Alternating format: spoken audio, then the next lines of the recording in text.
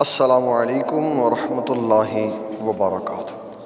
اللہ تعالیٰ کے فضل و کرم، اس کی توفیق اور عنایت سے آج ایک بار پھر ہم جمعہ کے خطبہ میں موجود ہیں۔ آج ہم نے رمضان المبارک کے فضائل اور اس کے مناقب سننے تاکہ ہمیں عظمت و شان رمضان المبارک معلوم ہو سکے۔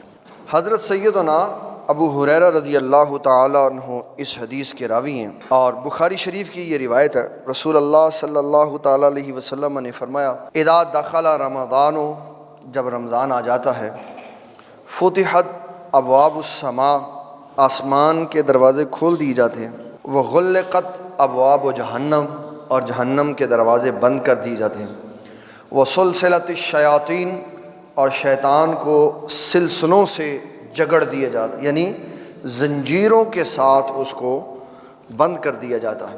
حضرت سہل بن سعد رضی اللہ تعالیٰ عنہ فرماتے، حضور سید عالمین صلی اللہ تعالیٰ علیہ وسلم نے ارشاد فرمایا، فی الجنت ثمانیۃ ابواب، 8 دروازے ہیں جنت کے مرکزی، بڑے دروازے 8 ہیں۔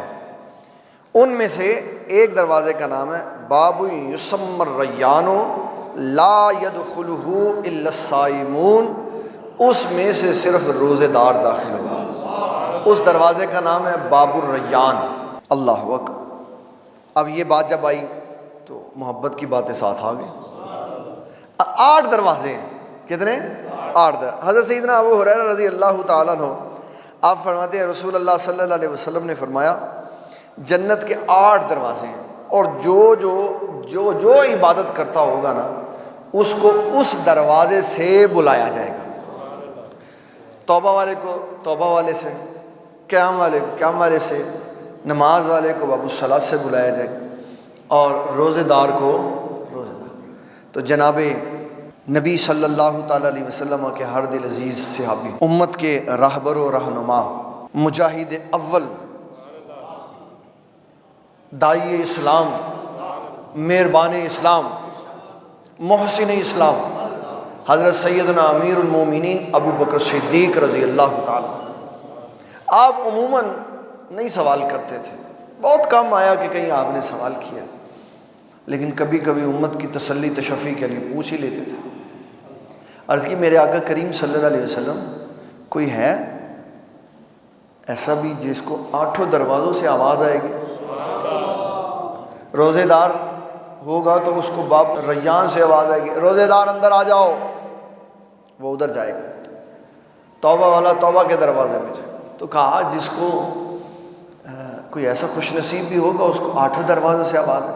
تو نبی صلی اللہ علیہ وسلم، نام بالکل ہے، ہاں ایسا ہے، وَأَرْجُو أَن تَكُونَ مِنْهُمْ، اور فرمایا آپ بالیقین ان میں سے ہیں، آپ ہیں ان میں سے۔ یہ ویسے تو ارجو کا مطلب امید ہے، رجا کہتے ہیں امید کو، لیکن انبیاء کے کلام امیدوں میں شک و شبے میں نہیں ہوتے، وہ تو یقینی بات ہوتی ہے۔ وہ کون سی بات ہوتی ہے؟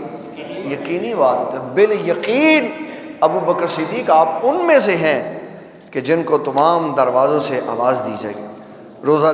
روزے دار بھی کھڑے ہوں گے، نمازی بھی کھڑے ہوں گے، اور سارے کھڑے ہوں گے، تو ہر دروازے سے سیدنا صدیق اکبر کو آواز آئے گی۔ اللہ اکبر۔ سیدنا ابو ہریرہ فرماتے ہیں، رسول اللہ صلی اللہ علیہ وسلم فرماتے ہیں، وَمَن لَّمْ يَدَعْ قَوْلَ الزُّورِ وَالْعَمَلِ بِهِ فَلَيْسَ لِلَّهِ حَاجَةٌ فِي أَن يَدَعَ طَعَامَهُ وَشَرَابَهُ۔ بڑی غور طلب بات ہے، سمجھائی جا رہی۔ فرمایا سارا دن بھوکے رہے، سارا دن پیاسے رہے، نہ پانی پیا نہ روٹی کھائی، بڑا مشکل ہے۔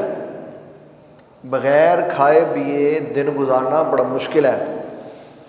ہم جس معاشرے سے بلونگ کرتے ہیں نا، وہاں ٹکے، کباب، مٹن، مرغ مسلم، تو ہم جیسے بندے کو ہر 4 گھنٹے کے بعد لول پوپ چاہیے اس کو بھرنے کے لیے۔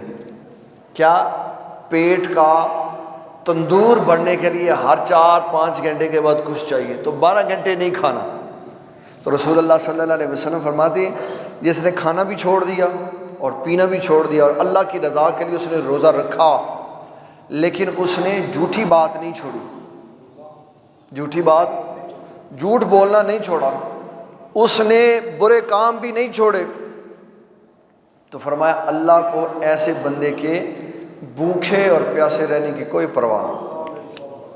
پرواہ تو اس کو ویسے ہی نہیں کسی کی ہے، پرواہ تو اس کو ویسے ہی کسی کی نہیں ہے، لیکن یہ معنی یہ ہوگا کہ جو بندہ ایسے سے کرے کہ وہ جناب بھوکا بھی رہے، وہ پیاسا بھی رہے اور گالی بھی بکتا رہے اور کام بھی برے برے سارے ہی کرے، تو فرمایا پھر روزہ کا فرض تو ادا ہو جائے گا پر ثواب ضرور کوئی نہیں ہوگا اس کو۔ یہاں پرواہ کا یہ معنی ہے۔ اور جو صاحب تقوی ہے، صاحب طہارت ہے، علم والا ہے، فضل والا، کان بھی بند ہے، آنکھیں بھی بند ہیں، منہ بھی بند ہے، کہ نہ کوئی بات سنی نہ کہی نہ دیکھی، لیکن روٹی کھا بیٹھا، کھانا کھا بیٹھا۔ دوپہر کو اس نے فریج کھولی تو چاول پڑے ہوئے تھے، تو اس نے کہا چلو یار چاول کو گرم کرتے ہیں، تو پھر ہم جناب دال اوپر ڈالیں گے، شوربہ ڈالیں گے، دہی ڈالیں گے، کھا لیا اسے۔ رسول اللہ صلی اللہ علیہ وسلم فرمایا من نسیا وہو صائم، جو روزے دار ہو اور بھول کے کھا لے تو وہ کیا کرے، فَأَكَلَ أَوْ شَرِبَ فَلْيُتِمَّ صَوْمَهُ فَإِنَّمَا أَطْعَمَهُ اللَّهُ وَسَقَاهُ، تو فرمایا اپنا روزہ جاری رکھے کیونکہ یہ کھانا اس کو اللہ نے کھلا دیا ہے۔ روزہ نہیں ٹوٹا اس کا، روزہ اس کا، یہ کھانا اس کو کس نے کھلا دیا، یہ پانی اس کو کس نے پلا دیا، اللہ تعالیٰ نے پلا دیا۔ اسلام نے غلطی اور بھول کی معافی دی ہوئی، غلطی اور بھول کی معافی دی، بالکل عام معافی ہے۔ غلطی ہو گئی، غلطی تسلیم کر لو، معافی، غلطی ہو گئی، لیکن یہ غلطی طلاق میں قابل قبول نہیں ہے۔ کوئی بندہ طلاق دے کے بیوی کو کہے جی بھائی غلطی ہو گئی، اب نہیں قابل قبول، اب قابل قبول نہیں، اس کا دائرہ کار نہیں ہے، کہتا مجھے پتہ ہی نہیں ہے۔ 2.6 گاڑی 2600 سی سی گاڑی چلائی سر، تو وارڈن نے کھڑا کر لیا، انہوں نے کہا سر لائسنس چیک کرائیں، کہتا ہے وہ سر یہ لے جائیں، کہتا ہے آپ نے یہ اوورٹیکنگ غلط کی ہے، اشارہ چل رہا تھا تو آپ نے اشارہ توڑ دیا، تو پولیس والے کو یہ نہیں کہہ سکتے غلطی ہو گئی، غلطی نہیں، اس کو یہ نہیں کہہ سکتا کہ مجھے یہ پتہ ہی نہیں تھا، انہوں نے کہنا کہ تجھے پتہ نہیں تھا تو گاڑی کیوں لے کے آیا بھائی۔ تو کوئی بندہ طلاق دینے کے بعد یہ نہیں کہہ سکتا کہ غلطی ہو گئی ہے، کیا ہو گئی، غلطی ہو گئی، اس لیے کہ اللہ تعالیٰ جل جلالہ کے حبیب صلی اللہ علیہ وسلم نے پہلے نکاح کرنے سے نکاح کے مسئلے سیکھنے کا حکم دیا۔ جب نکاح کرنا چاہے تو پہلے نکاح کے مسئلے سیکھ، طہارت اور پاکیزگی کے مسئلے سیکھ، پاکیزگی کے اور ناپاکی کے، قربت کے اور دوری کے مسئلے سیکھ، طلاق کے مسئلے سیکھ، عدت کے مسئلے سیکھ۔ جب یہ سارا سیکھ لے اب تیرے لیے دروازہ کھلا ہے، اب تو نکاح کر سکتے۔ اس لیے روزے میں بھول چک معاف ہے، اس کے علاوہ میں معاف ہے۔ پھر حضور صلی اللہ تعالیٰ علیہ وسلم کا جہاں اسلام کا اصول ضابطہ آتا ہے وہاں آقا کریم صلی اللہ علیہ وسلم کا اختیار آتا ہی آتا ہے۔ ایک بندے نے روزہ توڑ دیا، اب وہ غلطی کر بیٹھا اور غلطی کے بعد رسول اللہ کی بارگاہ میں آ گیا، اس نے کھڑے ہو کے لوگوں کے مجمع میں کہا حضور روزہ ٹوٹ گیا، اب میں کیا کروں۔ پروگرام تھا، ختم ہوا، ایک کھجوروں کا ٹوکرا آیا، آپ صلی اللہ علیہ وسلم نے فرمایا کدھر ہے سائل جس نے سوال کیا تھا روزہ ٹوٹ گیا، کہا حضور میں حاضر ہوں۔ آپ نے فرمایا ایک روزے کے بدلے 60 روزے رکھنے۔ کہنے لگا کہ ایک نہیں نبھایا گیا تو 60 کیسے رکھ سکتے، آپ نے 60 مسکینوں کو کھانا کھلاؤ، کہنے لگا نہیں گنجائش نہیں، کہا پھر ایسا کرو ایک غلام آزاد کرو، کہنے لگا اس کی بھی طاقت نہیں، کمزور ہوں۔ تو آقا کریم صلی اللہ علیہ وسلم نے فرمایا یہ ٹوکرا لے جاؤ، ادھر باؤنڈری آ گئی، اسلام کے پاس یہ 3 ہی سزائیں تھیں بس، روزے کے کفارے کے طور پر یہ 3 ہی سزائیں تھیں، 60 روزے، 60 مساکین کو کھانا یا ایک غلام؟ اس نے کہا نہیں میں تینوں نہیں کر سکتا۔ آپ نے فرمایا یہ ٹوکرا لے جاؤ اپنے علاقے کے غرباء میں تقسیم کر دو تو کفارہ معاف ہو گیا۔ اس نے کہا میں اپنے علاقے کا سب سے غریب خود ہی ہوں۔ تو آپ نے فرمایا جا تو خود ہی کھا لے، بچوں کو کھلا دے، سزا معاف ہو گئی۔ لیکن روزے کی قضا ضروری ہے، روزے کی قضا ضروری۔ انبیاء صاحب اختیار ہوتے، انبیاء صاحب، ہمارے بابا جی نگینہ صاحب رحمۃ اللہ علیہ فرمایا کرتے تھے کہ جو نبیوں کو صاحب اختیار نہ مانے اس کے لیے فرماتے تھے جنہوں کچھ بھی دینا نہ ہوئے، جنہوں کچھ بھی دینا نہ ہوئے، جی گل بھی مننی نہ ہو تو بلا پوچھ ہاں رب کولوں اے ہو جے محبوب بنائے۔ پھر حضرت انس بن مالک کہتے ہیں رسول اللہ صلی اللہ تعالیٰ علیہ وسلم نے ارشاد فرمایا تسحروا، سحری کرو، فإن فی السحور برکہ، فرمایا سحری میں اللہ نے برکت رکھی ہوئی۔ کھانا وانا کھائیں گے اچھی طرح تو سارا دن کا روزہ نبھانے میں آسانی ہوگی، اور اگر 8 پیرا رکھ لیں گے تو سارا دن ہی پریشان ہو۔ برکت کیا ہے یہاں؟ برکت ہے توانائی، یہاں برکت ہے اس کھانے کے اثرات۔ کھانا کھائیں گے تو دن کا روزہ نبھانے میں برکت ہوگی۔ پھر نبی صلی اللہ تعالیٰ علیہ وسلم نے ارشاد فرمایا کہ افطاری کرنے میں جلدی کرو، افطاری کرنے میں جلدی کرو، جب تک افطاری جلدی کرتے رہو گے تو بھلائی کے ساتھ رہو۔ آقا کریم صلی اللہ علیہ وسلم کبھی کبھی یہ بھی معمول کرتے تھے، ایک روزہ افطار ہوا تو پانی پی لیا بس، پھر افطاری کے بعد کچھ بھی نہیں کھایا، پھر صبح اگلا دن چلتا رہا۔ تو صحابہ نے دیکھا حضور پاک صلی اللہ علیہ وسلم کبھی کبھی کھاتے بھی نہیں، کبھی کبھی کھاتے بھی نہیں، اور بغیر کھائے پیے روزے رکھتے، کتنے دن روزے چل رہے ہیں، صرف جدا کر دیا روزے کو روزے سے۔ افطاری ہوئی تو پانی کو گھونٹ پی لیا، پھر اگلا۔ تو صحابہ نے کہا چلو یہ مجاہدہ بھی کریے، تو انہوں نے بغیر کھائے پیے روزے رکھنے شروع کر دیے۔ اللہ اکبر، کمزوری ہو گئی، نڈال ہو گئے، نمازوں میں کمی آ گئی، یعنی مسجد میں آنا کم ہو گیا۔ آپ نے کہا کیا ہوا، تم کمزور کیوں ہو گئے؟ عرض کیا کہ کریم صلی اللہ علیہ وسلم ہم یہ دیکھتے ہیں آپ بغیر کھائے پیے روزے رکھ لیتے، تو ہم نے بھی ایسے رکھنے شروع کر۔ تو آپ نے فرمایا ایکم مثلی، ایکم مثلی، تسی میرے ورگے ہو، یہ تو پتہ ہے انما انا بشر مثلکم، میں تمہارے جیسا ہوں۔ تو فرمایا ایکم مثلی، تم میرے جیسے ہو؟ عرض کی حضور نہیں ایسا تو نہیں ہے۔ فرمایا سنو، مجھے تو میرا رب کھلاتا پلاتا، مجھے تو میرا رب کھلاتا پلاتا، تمہیں کون کھلاتا؟ نبی اور انبیاء اور یہ جماعت یہ اللہ کی قرب خاص والی ہے، ان کا ظاہری لبادہ ظاہری ایسا ہے جیسا ہمارا ہے، وہ بھی کیوں؟ تاکہ لوگوں کے اندر اپناہیت رہے، لوگ یہ کہیں کہ یہ ہماری جنس کے ہیں، ہم ان کی جنس کے ہیں، قربت بڑھے، پیار اور محبت ہو، ان کو صحیح معنوں میں رول ماڈل بنا کے ان کی سیرت پر عمل کیا جائے۔ تو فرمایا تم میں سے کون ہے جو میری مثل ہے؟ مجھے تو میرا رب کھلاتا پلاتا۔ پھر نبی صلی اللہ تعالیٰ علیہ وسلم نے اللہ کتنی محبت کی بات فرمائی، ہائے فرمایا خود بھی افطاری کرو اور اپنے ساتھ اپنے دوستوں کو بھی افطاری کرو۔ افطاری کا بڑا ثواب رکھا ہے اس نے۔ ویسے کوئی اگر کہہ دیتے کھان پین دے بہانے نے تو کہہ دے، ہم کہتے ہیں ہاں کھانے پینے کے بہانے، اس لیے کہ اللہ نے پیدا کیا، اس نے کہا ہے کہ میرا کام ہے کھلانا اور پلانا، جو میرے وصف کے ساتھ متصف ہو جاتا ہے میں اس کے مال میں برکت پیدا کر دیتا ہوں۔ کہو کھلانے پلانے کا، ہاں ہیں کھانے پلانے کے بہانے، اس لیے کہ کھلاتا پلاتا ہی وہ ہے جس کو اللہ نے توفیق بخشی ہے۔ کبھی بخیل نے بھی کسی کو کھلایا؟ آقا کریم صلی اللہ علیہ وسلم فرماتے ہیں کنجوس بخیل، فرمایا یہ تو لوگوں کے مال کی حفاظت کرتا ساری زندگی، بات نہیں واضح ہوئی۔ عرض کی حضور اس کا کیا معنی؟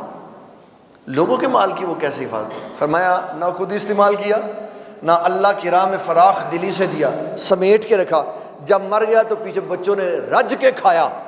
تو فرمایا یہ وہ ہے بخیل جس نے لوگوں کے مال کی حفاظت کی، خود اپنا ہوتا تو اللہ کی راہ میں بے دریغ تقسیم کرتا۔ اس لیے کبھی بھی مال کو اللہ کی راہ میں تقسیم کرنے سے رکنا، خوب لوگوں کو کھانا شانا کھلانا چاہیے۔ مال بڑھتا ہے، مال کیا ہوتا ہے؟ بڑھتا ہے، لیکن اس میں مفادات نہیں ہونے چاہیے۔ اس میں مفادات خالص اللہ کی رضا، اللہ کے لیے کھلائیں، اللہ تعالیٰ کے لیے کھلائیں، اس لیے کہ اللہ کی راہ میں اللہ کے بندوں کو کھانا کھلانے سے بڑھ کر کوئی نیکی والا عمل نہیں ہے۔ سب سے بڑی نیکی والا فرائض کے بعد یہ عمل، کھانا کھلاؤ خوب مسکینوں کو۔ اس لیے حسن معاشرت، حسن اخلاق یہ ترازو میں سب سے وزنی شے ہے۔ کیا اسلام کی یہ بات نہیں سنی؟ رسول اللہ فرماتے ہیں اگر کسی کے پاس دینے کے لیے صدقے کا مال نہیں ہے، یعنی مال ہے صدقہ کرنا چاہتا ہے، ضروریات پوری کرنے کے بعد تو مال ختم ہو جاتا ہے، صدقہ کرنے کے لیے، تو فرمایا مسکرا کے بات کر لے، یہ بھی صدقہ ہے۔ اور ہمارے آقا صلی اللہ علیہ وسلم کی یہ نورانی خوبی تھی کہ آپ کے چہرے پہ ہر وقت مسکراہٹ رہتی تھی، جیسے دیکھتے تو غم والوں کے غم دھل جاتے تھے۔ واہ کیا بات ہے! تو رسول اللہ صلی اللہ تعالیٰ علیہ وسلم نے فرمایا من فطر صائمن، جس نے افطاری کروائی روزے دار کی، فلہ مثل اجرہ، اس کو وہی ثواب ملے گا جو روزے دار کو ملا ہے، جو روزے دار۔ میں تو کہتا ہوں ہر دفعہ ہی، پھر کہتا ہوں کہ کم از کم آپ ڈیلی بیسس پہ اس کو ضرور افطاری کروائیں جو آپ کے گھر میں ملازم یا ملازمہ ہے، اس کو ضرور کریں۔ یہ قیامت والے دن جب اعمال تلیں گے تو یہ بڑی چیز کام آئے۔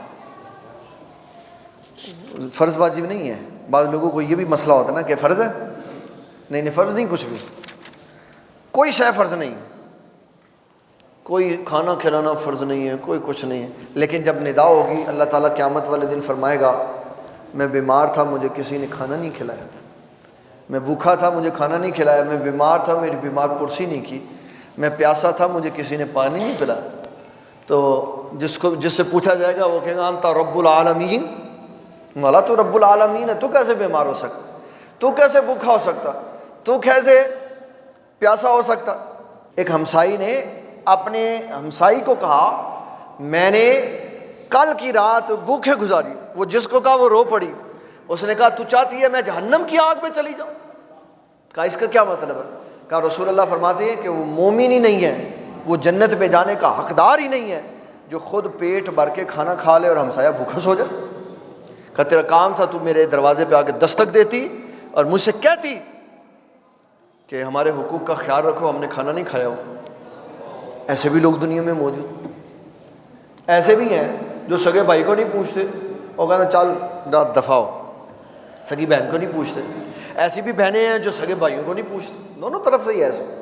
بہترین بندے وہ ہیں جو اپنوں کا بھی خیال رکھتے ہیں، بیگانوں کا بھی خیال رکھتے ہیں، اپنوں کا بھی خیال رکھتے ہیں، بیگانوں کا بھی خیال رکھتے ہیں۔ رسول اللہ صلی اللہ تعالیٰ علیہ وسلم نے اس معاملے میں بڑا کول اسلام کا نظام سمجھایا ہے، کھلاؤ پلاؤ، محبت کرو، تقسیم کرو، مال دو، اسی میں ہے۔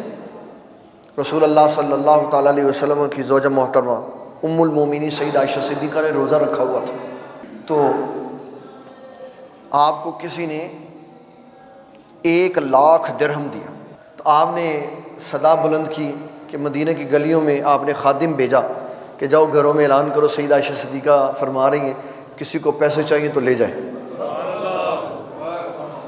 منادی گیا جی، چھوٹا سا شہر تھا، تو اس نے جا کے اعلان کیا، لوگ ضرورت مند آنا شروع، آپ نے دیکھتے ختم ہو گئے 1,00,000 صبح سے شام تک۔ ایک خاتون آئی، کہنے لگی اماں جان میں رہ گئی، آپ نے فرمایا گھر میں کیا پکا ہوا؟ تو کہا آپ کی افطاری کے لیے کھانا بناؤں. فرمایا چلو اس کو دے دو, وہ اس کو دے دو تاکہ ہمارے در سے خالی نہ جائے. تو جب افطاری کی باری آئی تو فرمایا کھانا کا آج کھانا وہ جو بنایا تھا وہ فقیر کو دے. تو فرمایا کوئی بات نہیں, آج ہم پانی سے روزہ افطار کریں.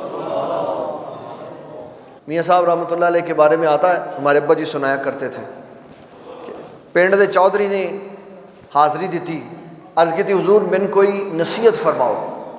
آپ نے فرمایا جنی تو اپنی عزت کرنا ہے نا, کہ تو چاہنا ہے کہ لوگ تیری عزت کر, فرمایا اونی عزت تو رب دی کیتا کر. وہ کہتے اللہ میں تو سمجھنا تو بڑے وڈے بزرگ ہو, اے کی گل کی.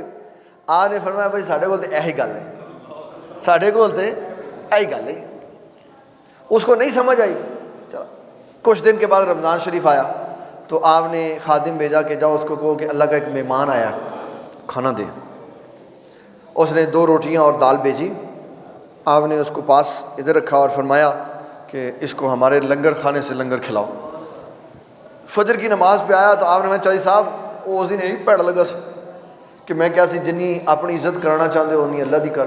فرمایا کار تو پہ مرغا کھانا سے تے اللہ واسطے تو دال بھیجی, اللہ واسطے وہ بھیجنا سی جو تو آپ کھا رہے سے.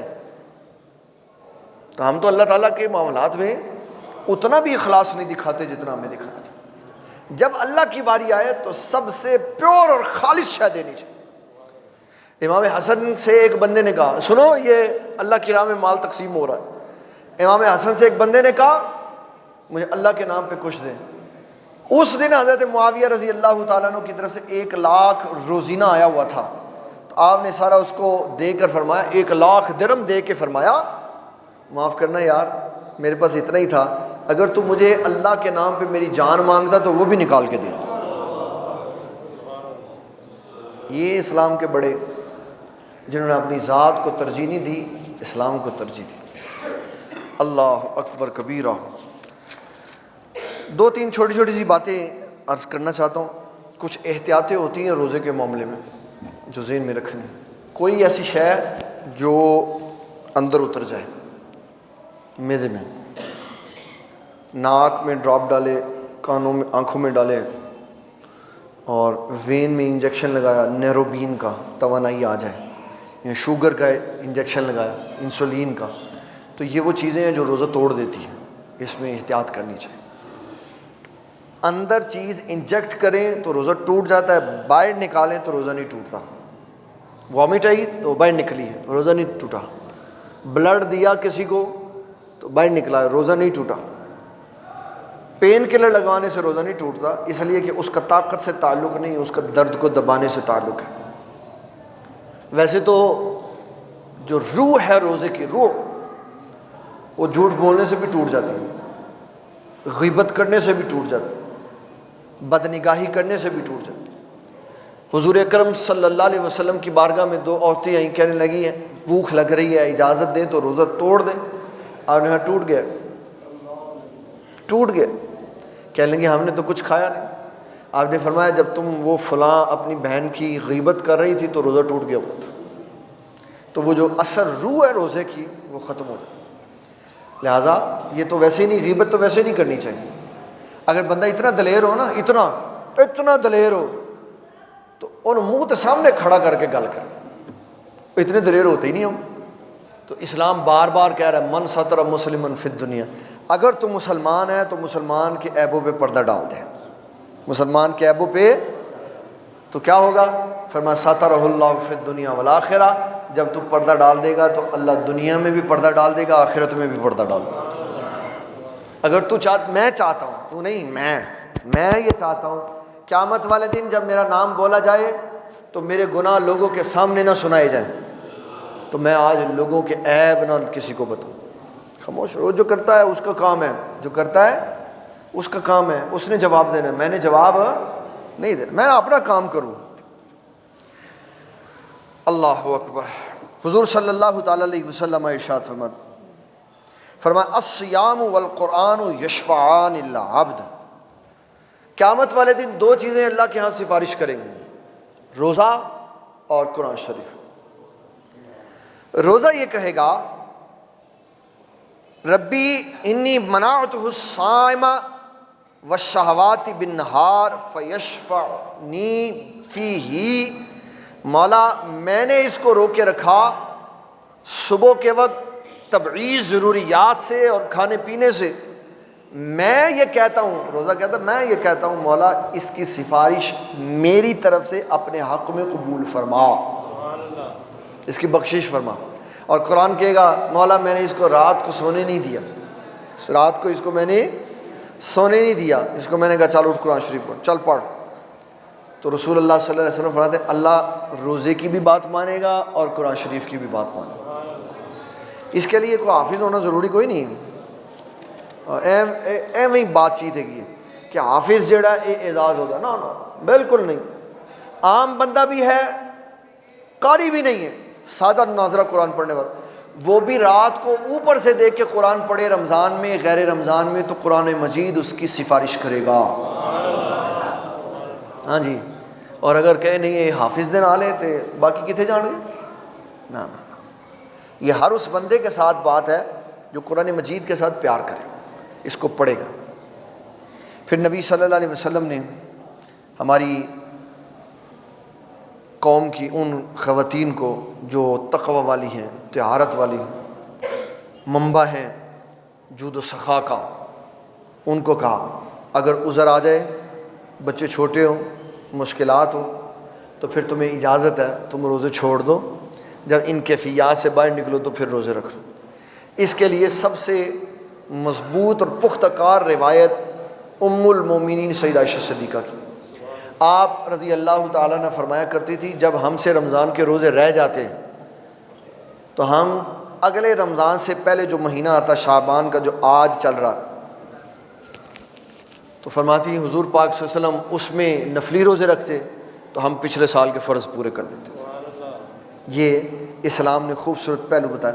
جبر نہیں کرنا چاہیے، ظلم و زیادتی بھی نہیں کرنی چاہیے، اور اپنے آپ کو مصیبت میں بھی نہیں ڈالنا چاہیے، کیونکہ بات فرضی روزوں کی ہے، اس لیے میں فرضی روزوں کے حوالے سے یہ بات کر رہا ہوں۔ یہ حدیث کا معنی سمجھنا ہے، من قام ایمانا و احتسابا، من قام ایمانا و احتساب، جس نے رمضان کے روزے دن میں اور رات میں رمضان کا قیام ایمان اور اپنی اصلاح کے لیے گزارا، ایمانا و احتسابا، ایمان کے ساتھ، محبت کے ساتھ، اور رمضان کو اپنا خیر خواہ سمجھتے ہوئے، رسول اللہ صلی اللہ علیہ وسلم فرماتے ہیں اللہ تعالیٰ ایسے مومن کے سارے گناہ معاف فرما دے، جس نے رمضان کے مہینے کی عزت کی، اس کے وقار کو ملوز خاطر رکھا۔ ایسے بندہ مسافر ہو تو رعایت ہے، بندہ بیمار ہو جائے تو رعایت ہے، لیکن جان بوجھ کے اس کو روزہ نہیں چھوڑنا چاہیے، یہ اسلام نے پسند ہے۔ تو یہ رمضان المبارک کی بڑی اہم فرضی عبادت ہے۔ دوسری عبادت ہے اس کی قیام رمضان، قیام رمضان۔ رمضان المبارک کی راتوں میں جو نماز تراویح ہے وہ فرض نہیں ہے، واجب بھی نہیں، سنت مؤکدہ ہے، اس کا مطلب ہے وہ سنت ہے تاکید والی، اس کو پڑھنا چاہیے، لیکن اسلام نے کسی پڑھنے والے کو یہ نہیں کہا کہ جو تیرے جتنی نہ پڑھے اس کو آنکھیں دکھا، 2 پڑھ کے کوئی چلا جائے تو چلا جائے، 4 پڑھ کے چلا جائے تو چلا جائے، کوئی 8 پڑھ لے تو یہ نہیں کہنا چاہتے اے فلانا جا رہے ہیں، کوئی ایسی بات، ایسا جملہ نہیں کرنا چاہیے، اس سے دلوں میں نفرت پیدا ہوتی ہے، اس سے دلوں میں نفرت پیدا ہوتی ہے، اس سے دلوں میں بغض پیدا ہوتا ہے۔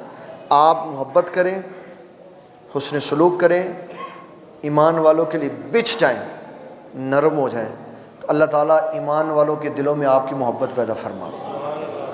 جو جتنا بڑا خوش اخلاق ہوگا، جب نبی صلی اللہ علیہ وسلم نے غار حرا میں جبرائیل علیہ السلام کے ساتھ ملاقات کی، آپ واپسی آئے، آپ کے جسم پہ کپ کپاہٹ تھی۔ کس لیے کپ کپاہٹ تھی؟ کہ جس قوم کے پاس اللہ تعالیٰ جل جلالہ نے مجھے پیغام دے کے بھیجا ہے، پتہ نہیں وہ مانیں گے کہ بھی نہیں مانیں۔ وہ جو کپ کپاہٹ اور وہ وجود کا جو لرزنا ہے وہ قوم کی خیر خواہی میں تھا۔ تو سیدہ خدیجۃ الکبریٰ رضی اللہ تعالیٰ عنہ کہنے لگی حضور اللہ تعالیٰ آپ کے معاملے میں کوئی دوسرا فیصلہ نہیں کرے گا، اس لیے کہ آپ غریبوں کا بوجھ اٹھاتے ہیں، آپ یتیموں مسکینوں اور بیواؤں کی مدد کرتے ہیں، آپ ان لوگوں کے لیے پیسے کما کے ان کو دیتے ہیں جن کا کوئی کمانے والا نہیں ہوتا۔ نمازوں سے انسان نہیں پہچانا جاتا، بڑے بڑے لمبے لمبے سجدے کرنے والے اتنے بد خلق ہوتے ہیں کہ انسان ان سے ملاقات کر کے کہتا ہے جی اے نیک نمازی ہے اے دے کولو ساڈی توبہ ہی صحیح بابا۔ لمبی لمبی نمازیں اچھے اخلاق کا مقابلہ نہیں کر سکتی۔ نماز پرسنل معاملہ ہے اور لوگوں کے ساتھ حسن سلوک یہ معاشرتی معاملہ ہے۔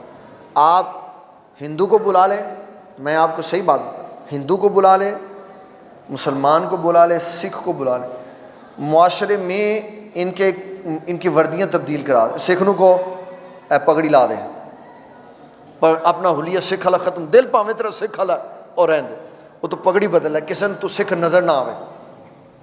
ہندو اپنے ظاہر سے ہندو معلوم نہ ہو، ان تینوں کو کھڑا کر دیں اور لوگوں کے ساتھ محبت اور حسن سلوک دے دیں، تو جو لوگوں کے ساتھ زیادہ محبت اور حسن سلوک کرے گا اس کی عزت لوگوں کے دل میں زیادہ ہوگی، اس کی عزت لوگوں کے دل میں۔ اے مرزئی کیوں آگے چلے گئے؟ اسی وجہ سے چلے گئے کہ بے روزگار بچوں کو روزگار کا لالچ دے کے لے جاتے ہیں، یہ کمزوروں کو ان کی ضروریات پوری کرنے کا لالچ دے کے لے جاتے ہیں۔ لہٰذا اس کے اوپر بڑا غور و فکر کرنا چاہیے، اچھے اخلاق اور اچھے معاملات کے ساتھ زندگی گزارنی چاہیے۔ اللہ تعالیٰ دین اسلام